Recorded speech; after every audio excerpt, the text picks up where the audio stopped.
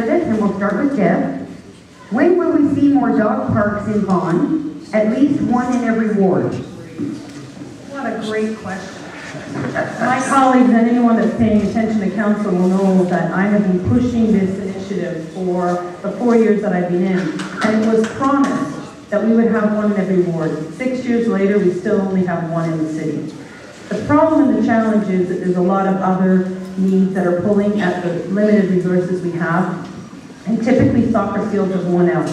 But I'm personally on we did find some money. I actually got council to agree to consider it in the upcoming budget. And then at the last meeting, they all decided to put the money that was going to go toward the dog park towards some art display cabinets at Maple Community Center.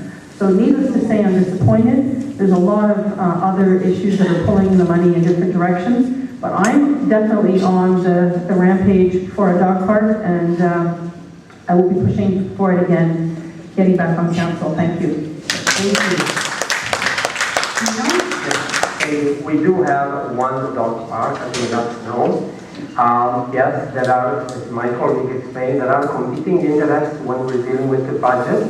We cannot do everything. You know, we have to keep the tax low, and that's part of the process.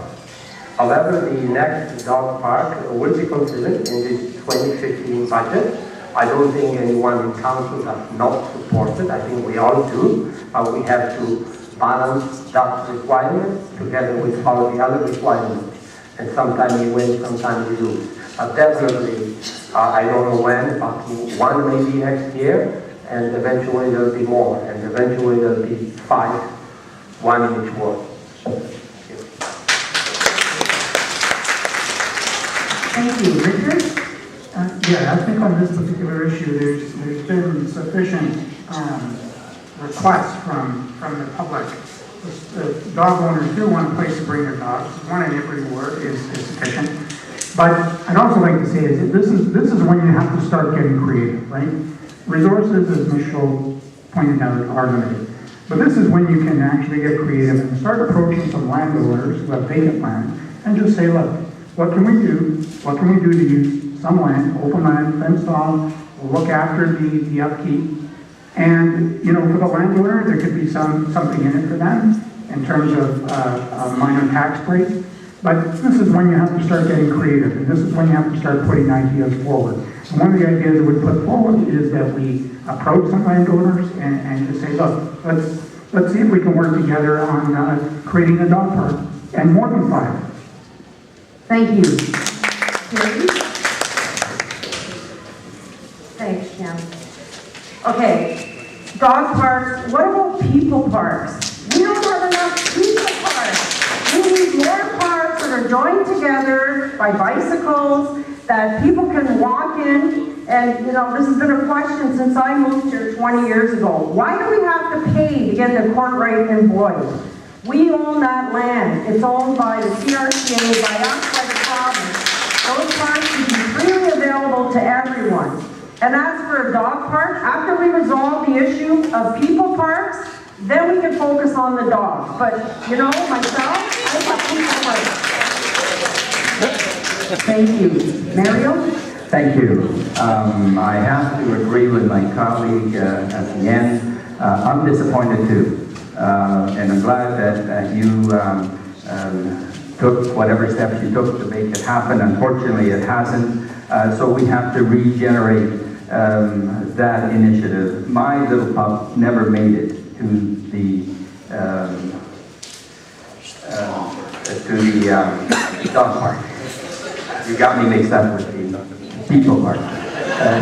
Although there could be people and dogs, you know, so there's room for both. So my commitment stands. I was committed to the one in every ward, and when I'm back on council, I certainly will continue to support that, because I think there is a desperate need. Again, as I knock on doors, people are, believe it or not, asking, saying, doggone it, when are you going to do it? Enough harm. Thank you, Mario. Michael? Thank you. Ladies and gentlemen, yes, my colleague and Deb did introduce a motion for additional dog park. One is on the budget for discussion for next year to be approved. But ladies and gentlemen, our staff, our recreational staff brought forward a list of jobs to be done. In parks, we have tremendous infrastructure, a lot of infrastructure to repair, whether it's benches, or it's swings, or it's something else. And that's important, because that's where our children play. And we want to make sure that our parks are safe for everyone to enjoy and play. And then there's other expenses. The winter storm took a lot of money just to clean up all the messes. Well, something has to have priority. And what is the priority? I think the priority is what's more important for our lifestyle. We want to make sure that with whatever we do, we enjoy our children, our seniors, everyone have the opportunity to have safe parks, and opportunities for everything else that Thank comes you, with it. Michael. Thank you.